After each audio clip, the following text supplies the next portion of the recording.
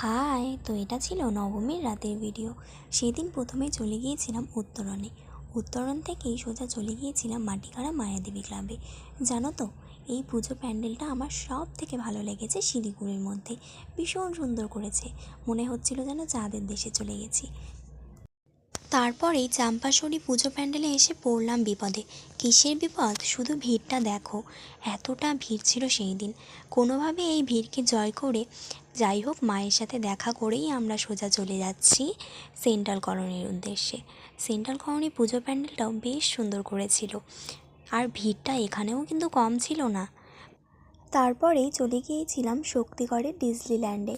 সেখান থেকে শক্তিগড়ের দিকে বেশ কয়েকটা প্যান্ডেল হয়েছিল, সেদিকেও কিছু কিছু প্যান্ডেল ঘুরে চলে গিয়েছিলাম দাদাভাই স্পোর্টিং ক্লাবে। সেখানে বেশ কিছু খাওয়া দাওয়া করেই আমরা চলে এসেছি বাড়ি।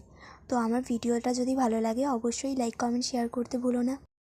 দেখা হচ্ছে পরের ভিডিওতে। বাই।